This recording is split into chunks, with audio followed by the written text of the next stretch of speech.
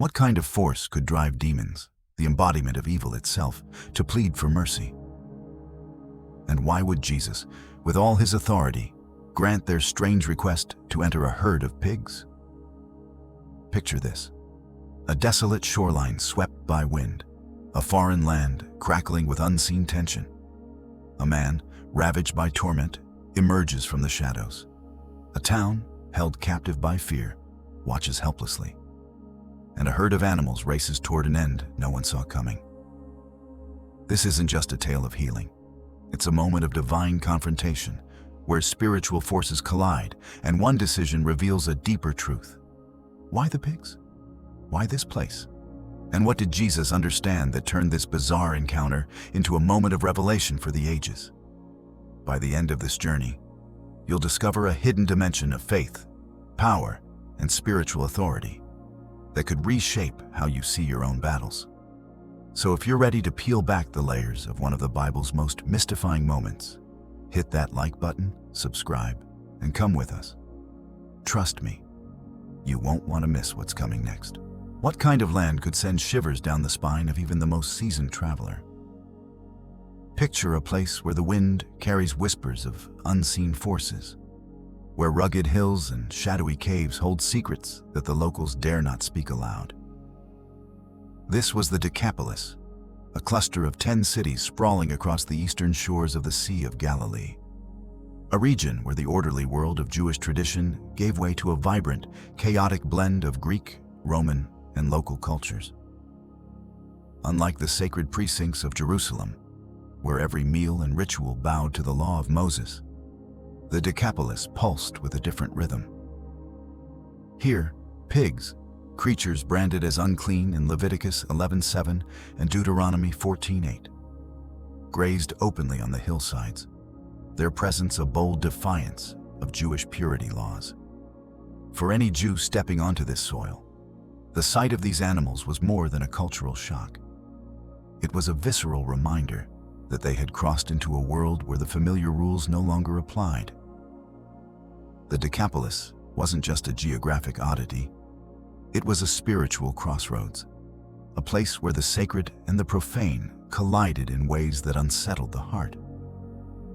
The cities, including Gadara and Gerasenes, thrived on trade and diversity, their markets bustling with merchants from distant lands, their streets echoing with languages unfamiliar to the disciples' ears. Yet, beneath this lively surface, lurked a darker reality. The hills, pockmarked with ancient tombs, were said to harbor men possessed by forces no one could tame. These were not mere rumors, but chilling tales passed from traveler to traveler. Stories of screams in the night, of chains broken, of lives consumed by an unseen terror. Why would Jesus, a teacher rooted in the traditions of Israel, choose to set foot in such a place? The answer lies in the heart of his mission. A mission that refused to be confined by borders or customs. A mission that sought to bring light to the darkest corners of the world.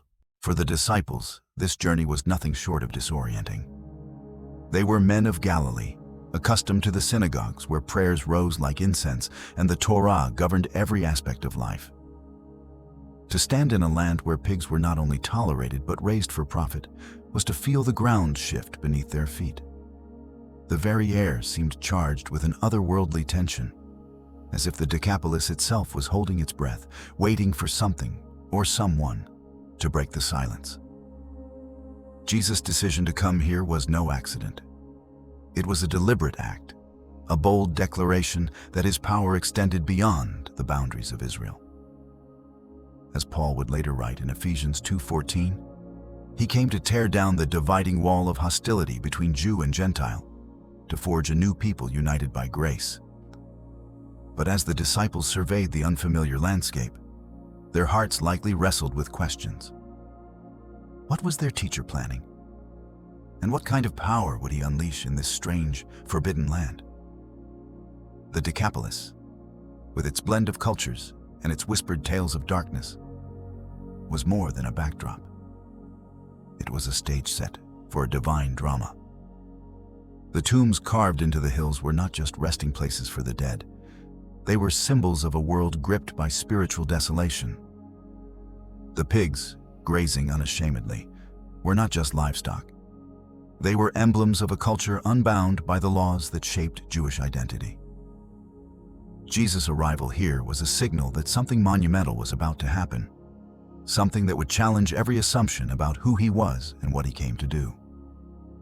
The disciples, standing on the shore, could not yet grasp the full weight of this moment. But they were about to witness a confrontation that would echo through the ages. Why would a revered Jewish teacher risk everything to sail into a storm and a land of strangers?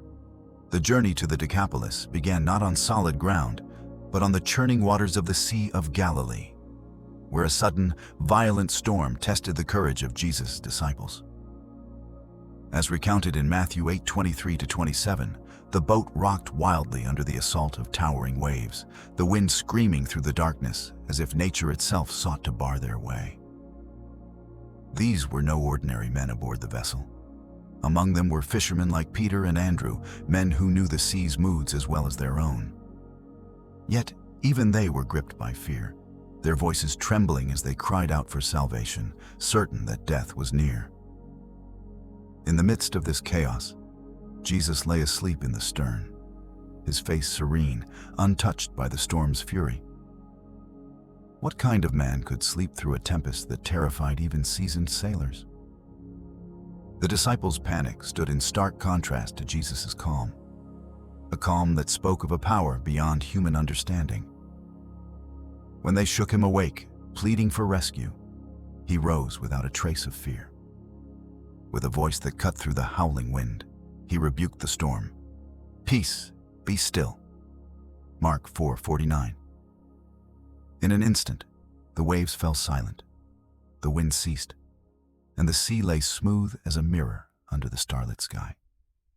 The disciples stood frozen, their hearts pounding, their minds racing with a single question. Who is this, that even the wind and the sea obey him? Mark 4:41. This was no mere miracle. It was a revelation of a power that could command creation itself. The calmed sea was more than a display of divine authority. It was a prelude to the greater battle awaiting on the shore. The storm, as terrifying as it was, served a purpose. It prepared the disciples for what lay ahead. Jesus didn't calm the waves to impress his followers. He did it to show them that no force, natural or supernatural, could stand in the way of his mission. The Sea of Galilee, often a symbol of chaos in Jewish thought, bowed to his will, just as the forces of darkness would soon tremble in his presence. The disciples, still shaken from the ordeal, stepped onto the shore of the Decapolis with a mix of awe and apprehension. They had seen their teacher master the elements. But what would he face in this unfamiliar land? The answer was already stirring in the shadows, waiting to confront them. This crossing was not just a physical journey, but a spiritual passage into the unknown. Jesus knew what awaited in the Decapolis. He knew the tormented souls, the fearful villagers, the pigs grazing on the hills. Yet he chose to go, undeterred by the storm or the strangeness of the destination. His decision to sail into the heart of Gentile territory was a bold statement. His mission was not bound by the borders of Israel or the expectations of his people. The disciples, still grappling with the miracle they had witnessed, could sense that this journey was unlike any other. The sea, now calm, reflected the stars above, but the true test lay ahead, not in the waves, but in the darkness that gripped the land they had reached. What kind of power could tame a soul so lost that even demons couldn't fully control it? As Jesus and his disciples set foot on the rocky shore of the Decapolis, the air grew thick with an unspoken tension. From the shadows of the tombs carved into the hillside, a figure emerged. A man, or perhaps two, as Matthew 8:28 suggests, whose very presence sent a chill through the group. His eyes burned with a wild, unnatural light, his body scarred from wounds he had inflicted on himself in fits of torment. This was no ordinary man. He was a prisoner of forces beyond human comprehension, a soul consumed by spirits that drove him to live among the dead, far from the warmth of family or the comfort of community. The locals knew him as a terror, a man who haunted the tombs, his screams echoing through the night like a warning to stay away. Chains meant to bind him lay shattered, their links no match for the strength of the forces within. He was a living nightmare, a figure who struck fear into the hearts of anyone who dared venture near. Yet, as he ran toward Jesus, something remarkable happened. The disciples, instinctively stepping back, saw their teacher stand firm, his gaze steady, his presence a beacon of calm in the face of chaos. Why would Jesus, surrounded by his frightened followers, approach a man who seemed more beast than human? The answer lay in the heart of his mission: to seek the lost, to redeem the broken, to bring light where darkness reigned. This encounter was more than a chance meeting. It was a collision of worlds. The man's condition was a stark portrait of spiritual desolation. Isolated from society, he lived among the tombs, a place where the living had no place. His body bore the marks of his torment, cuts, bruises, scars that told a story of suffering no one could alleviate. The demons within him had stripped away his humanity, leaving him a shell of the man he once was. Yet, Jesus saw beyond the surface. He saw a soul worth saving, a life worth restoring. Unlike the villagers who had given up on this man, Jesus walked toward him, unafraid, his heart moved by compassion. What would happen when the Son of God confronted the powers of hell? The answer was moments away, and it would be unlike anything the disciples had ever seen. The tombs themselves added to the eerie weight of the moment. In Jewish thought, contact with the dead rendered a person ceremonially unclean. Numbers 19:11.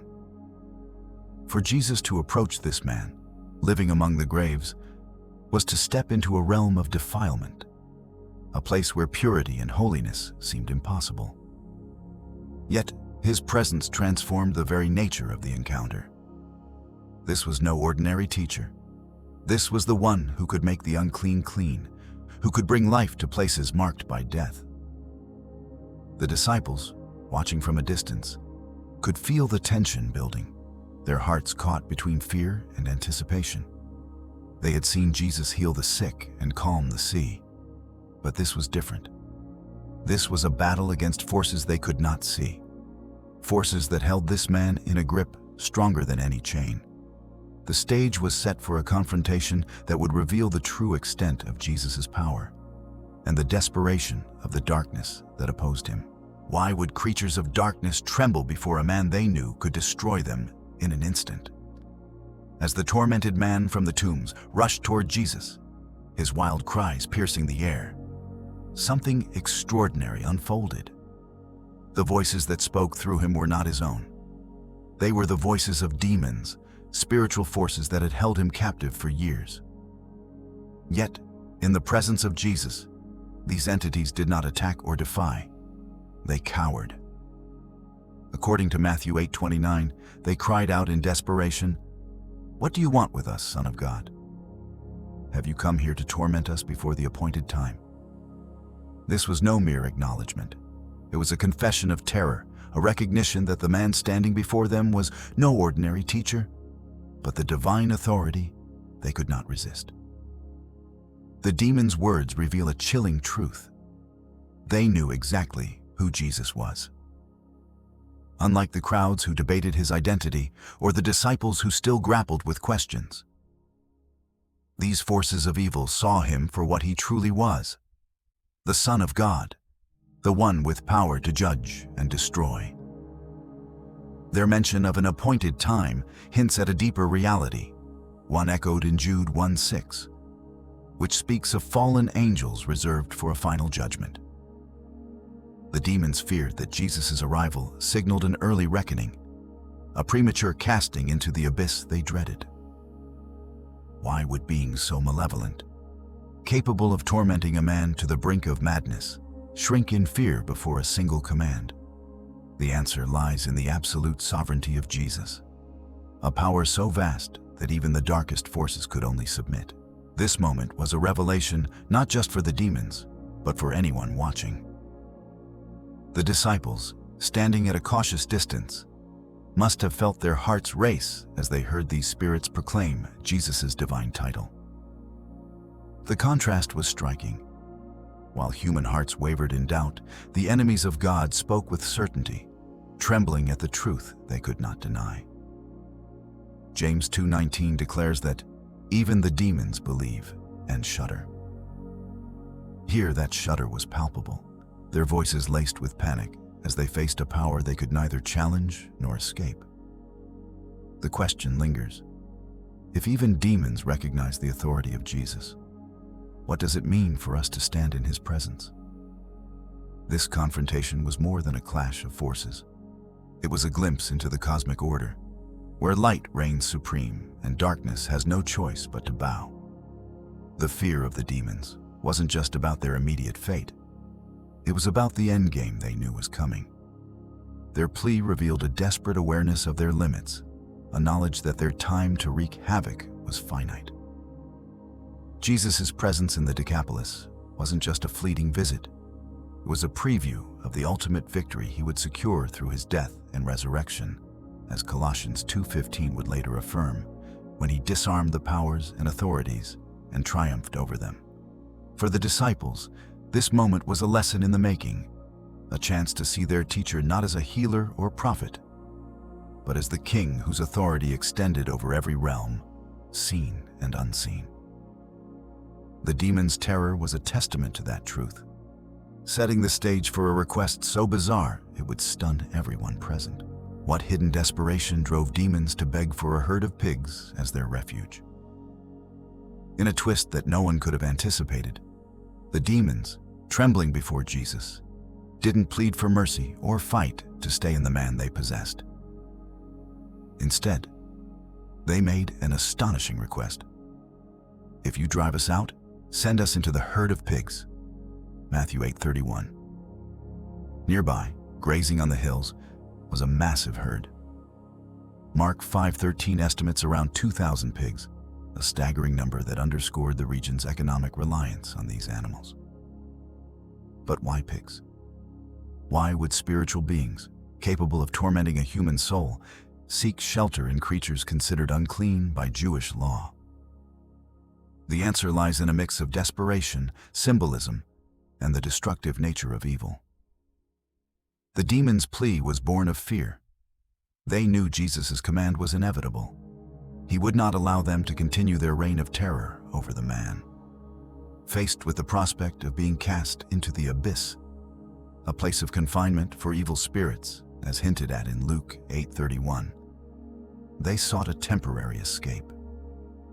The pigs, in their eyes, were a lesser vessel, a way to remain in the region and delay their ultimate fate. But there's more to this choice than mere convenience.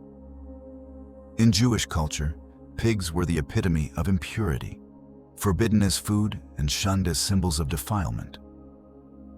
By choosing these animals, the demons revealed their affinity for what was unholy, their willingness to inhabit the lowest of creatures to avoid facing Jesus' judgment.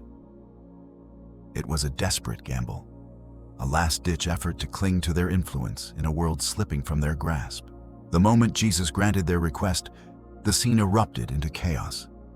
With a single word, "Go!"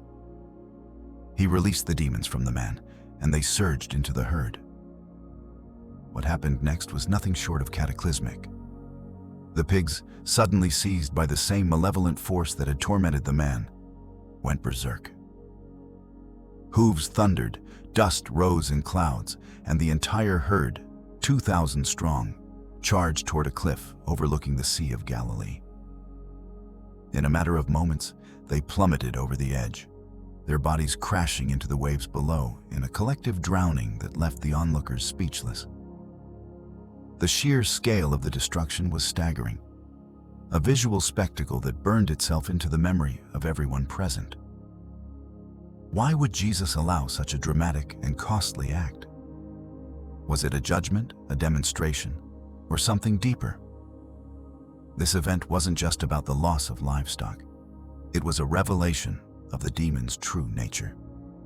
Their choice of the pigs and the resulting chaos exposed their relentless drive to destroy, even when given a new host.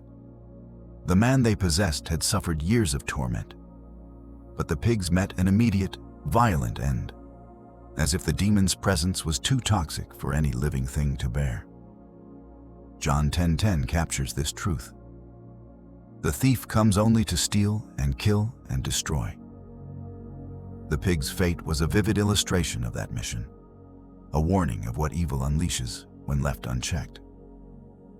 For the disciples, watching the herd vanish into the sea, the moment must have been both horrifying and clarifying. A stark reminder that the forces they faced were not to be underestimated, yet utterly powerless before Jesus' command. Was the destruction of the pigs a tragic loss, or a revelation of a truth far more profound?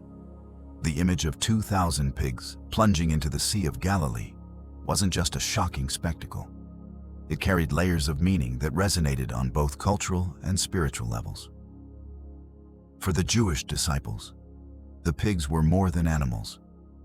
They were symbols of everything that stood in opposition to the holiness of God's covenant. Leviticus 11:7 and Deuteronomy 14:8 explicitly forbade the consumption of pigs, not because of arbitrary rules, but because their characteristics, split hooves but not chewing the cud, marked them as impure in a system designed to teach Israel about purity and separation. In the Decapolis, a Gentile region unbound by these laws, the pigs represented a way of life that clashed with Jewish identity, a tangible reminder of the cultural divide Jesus had crossed. When the demons chose the pigs, they unwittingly painted a vivid picture of their own nature. Evil, by its very essence, gravitates toward what is unholy, what is contrary to the order of God. The pigs became a canvas on which the destructive power of the demons was displayed for all to see. Their frenzied rush to the sea wasn't just a random act. It was a manifestation of the chaos that evil brings wherever it goes. The contrast couldn't have been sharper. Jesus, the embodiment of life and restoration, stood on the shore, while the demons drove their new hosts to annihilation. This wasn't a victory for them, but a self-inflicted defeat, a public unmasking of their inability to create or sustain anything good. The destruction of the pigs also carried economic weight, a detail that would soon shape the response of the local community. In the Decapolis, pigs were not just livestock, they were a cornerstone of trade, a source of wealth for families and merchants. The loss of 2,000 animals was a financial catastrophe, enough to ripple through the region's economy. Yet, Jesus allowed it to happen. Why? The answer lies in the priorities of his mission. The liberation of a human soul trapped in unimaginable torment was worth more than any herd, any profit. The pig's demise was not the point, but a consequence, a dramatic unveiling of the cost of evil and the incomparable value of redemption. As Matthew 16:26 asks, "What good will it be for someone to gain the whole world, yet forfeit their soul?" The answer was playing out before the disciples' eyes. This event also foreshadowed a greater truth that would unfold in Jesus' ministry. The pigs, as symbols of impurity, pointed to the broader work of redemption that Jesus came to accomplish. Later, in Acts 10:15, Peter would receive a vision declaring that what God has made clean, no one should call impure. A revelation that extended God's grace to Gentiles, breaking down the barriers of the Old Covenant. The destruction of the pigs in the Decapolis was a precursor to this shift, a sign that Jesus' power was not limited to Israel, but reached into the heart of Gentile territory, where even the unclean could be touched by his grace. For the disciples, the sight of the waves swallowing the herd was a moment of awe and confusion, a glimpse into a mission far bigger than they could yet comprehend. The question remained, how would the people of this land respond to a power so great it could reshape their world. Why would a community, faced with a miracle that defied imagination, choose to turn away from the one who made it happen? The air in Gadara still hung heavy with the shock of the pigs' destruction. A herd of 2,000, their bodies now lost to the waves of the Sea of Galilee. The herdsmen, their faces pale with disbelief, fled from the cliffs and ran into the town, their voices trembling as they recounted the unbelievable. A man once feared by all, now freed from his torment, and a herd of pigs driven to a watery grave by forces they could not comprehend. The news spread like wildfire, drawing crowds from every corner of the region. Men, women, and children hurried to the shore, their hearts pounding with a mix of curiosity and dread, eager to see the man who had caused such chaos, or perhaps the one who had ended it. When they arrived, they found Jesus standing calmly, the formerly possessed man at his side, no longer a wild figure but a picture of peace. Yet, the sight that should have inspired awe instead sparked fear and anger. According to Matthew 8:34, the townspeople, seeing Jesus, pleaded with him to leave their region. This wasn't a request born of reverence or even misunderstanding. It was a rejection rooted in loss. The pigs were not just animals. They were livelihoods, investments, the backbone of families who depended on their trade. The sudden destruction of such wealth was a blow that echoed through the marketplace and the homes of Gadara. Why would they focus on their loss when a man, once lost to darkness, stood before them restored? The answer reveals a timeless truth about human nature. We often cling to what is familiar, even at the cost of missing the divine. The townspeople's reaction was not just about economics. It was a reflection of their priorities. They saw Jesus not as a savior, but as a disruptor, a threat to the order they knew. His power, capable of freeing a man from demonic oppression, was too vast, too unpredictable. What else might he do if he stayed? The fear of further change, of losing more than they already had, outweighed the miracle before their eyes. This moment echoes the words of Luke 16:13, where Jesus warns, "No one can serve two masters." The people of Gadara, faced with a choice between the security of their possessions and the transformative power of God, chose the former. Their plea for Jesus to leave was a plea to return to normalcy, to a world where pigs grazed the hills and the possessed stayed hidden in the tombs. But what did they lose by sending him away? The question hangs heavy, a challenge to every heart that hears this story. This rejection wasn't unique to Gadara. Throughout history, humanity has often turned away from the divine when it demands change. The townspeople's response mirrors the rich young ruler in Mark 10:22, who walked away from Jesus because he could not part with his wealth. It reflects the crowds who, in John 6:66, abandoned Jesus when his teachings became too hard to accept. The Gadarenes' fear was not of Jesus himself, but of what his presence meant. A call to reevaluate their values, to see beyond the material to the eternal. As the crowds dispersed, their whispers fading into the wind, they left behind a moment that could have changed their lives forever. The man who stood before them was proof of God's power, yet they chose to close their eyes to it, trading a miracle for the comfort of the known. How could a man once feared as a monster become a beacon of hope in a single moment? Amid the chaos of the townspeople's rejection, one figure stood out, the man who had lived among the tombs, now clothed, calm, and in his right mind. Mark 5:15 paints a vivid picture. The one who once roamed the hills, breaking chains and terrifying passers-by, now sat at Jesus' feet, his eyes clear and his voice steady. The transformation was nothing short of miraculous, a testament to the power that had driven the demons out and restored a soul to wholeness. Where once there was only pain and isolation, there was now peace, a peace that radiated from him and drew the gaze of everyone present. This man's story was one of unimaginable suffering. For years he had been a prisoner, not of chains, but of the spirits that tore at his mind and body. His life among the tombs was a living death, cut off from family, friends, and the simple joys of community.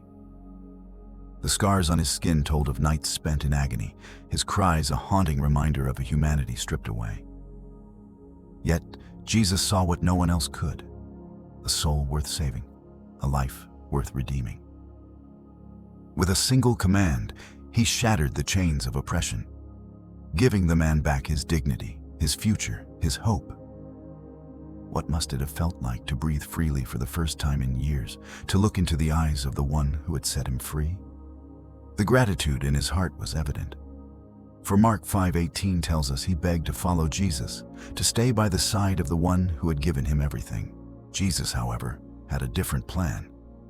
Instead of taking the man with him, he gave him a mission.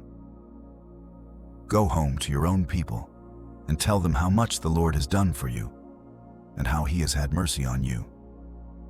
Mark 5:19. This was no small task.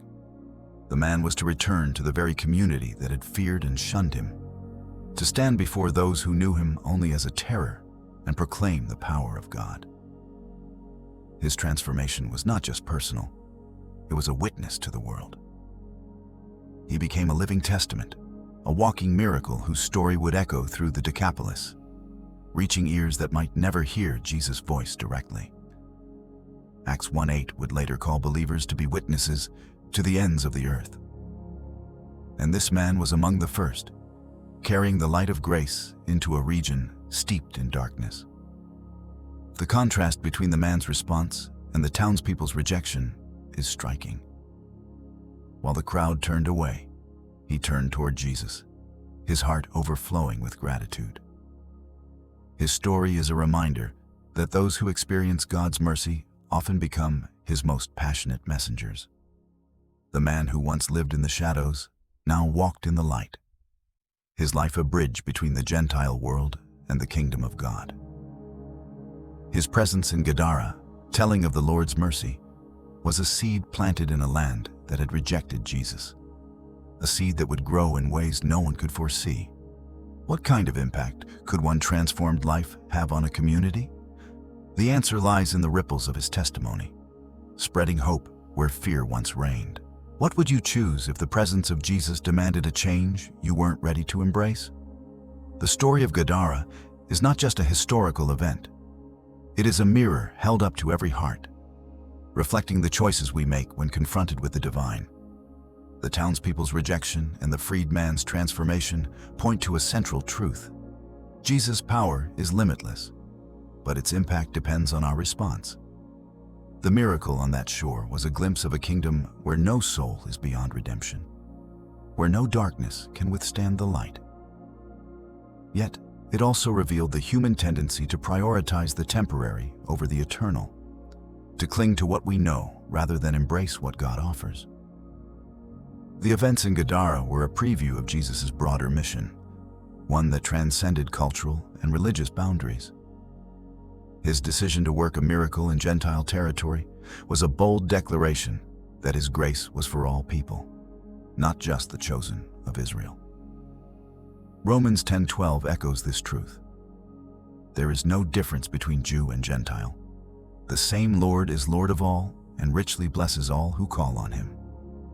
The freedman, sent back to his people, was a forerunner of this universal call, a living bridge between the Decapolis and the gospel that would soon spread to the nations. His story foreshadowed the ministry of apostles like Paul, who would carry the message of Christ to Gentile lands, as seen in Acts 13:47, where God's light is proclaimed to the ends of the earth. The destruction of the pigs, while costly, was a small price compared to the value of a human soul. Jesus' willingness to let the herd perish underscores a profound truth. Nothing in this world, not wealth, not possessions, can compare to the worth of a life redeemed. Matthew 16:26 asks, "What good will it be for someone to gain the whole world yet forfeit their soul?" The townspeople, focused on their loss, missed this truth, but the freed man embodied it. His restoration was a victory over the forces of evil, a sign that Jesus' power was not just to heal, but to transform, not just to save, but to send. The demons, in their desperation, had revealed their weakness. Jesus, in his compassion, had revealed his strength. This story challenges us to examine our own choices. Like the Gadarenes, we live in a world driven by material concerns, where the call of God can feel like a disruption. Do we, like them, ask Jesus to leave when his presence threatens our comfort? Or do we, like the freed man, embrace the change he brings, allowing his mercy to reshape our lives? The lesson of Gadara is timeless. God's power is always at work, but it requires an open heart to receive it. Philippians 2:10-11 promises that one day every knee will bow before Jesus. Yet the choice to bow now, to welcome his transformative grace, is ours to make. The man who left the tombs behind became a messenger of hope. The townspeople who turned away missed a chance to be part of something greater. What will our choice be when we stand at the crossroads of faith? The ripples of this story extend far beyond the shores of Gadara. The freed man's testimony, carried through the Decapolis, was a spark that lit the way for the gospel's spread. His life, once marked by despair, became a beacon of God's mercy, a reminder that no one is too far gone for redemption. The townspeople's rejection, while tragic, could not stop the work Jesus had begun. His mission, as Isaiah 61:1 prophesied, was to proclaim freedom for the captives. And that freedom was now alive in a man who would tell the world what God had done. As we reflect on this moment, the question remains: will we let fear hold us back? Or will we step into the light of a love that knows no bounds? The choice is ours, and the answer could change everything. The story of Gadara is more than a tale of demons, pigs, and a miracle. It's a window into the heart of God's power and the choices that define us. On that rocky shore, Jesus showed that no soul is beyond his reach, no darkness too deep for his light. The man freed from torment became a living testament to mercy, while the townspeople's rejection reminds us how easily we can miss the divine when we cling to what's comfortable. This moment in the Decapolis wasn't just a victory over evil.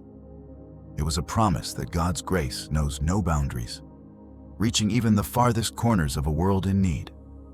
So, what would you do if you stood on that shore, witnessing a miracle that upended everything you knew? Would you embrace the change Jesus offers? Or, like the Gadarenes, ask him to leave? Share your thoughts in the comments below. We'd love to hear how this story speaks to you. If this journey touched your heart, don't forget to like, share, and subscribe with notifications on so you never miss our latest videos exploring the mysteries of faith. Thank you for joining us on this unforgettable adventure. Until next time, may you find courage to choose the light, and may God's peace guide your path and your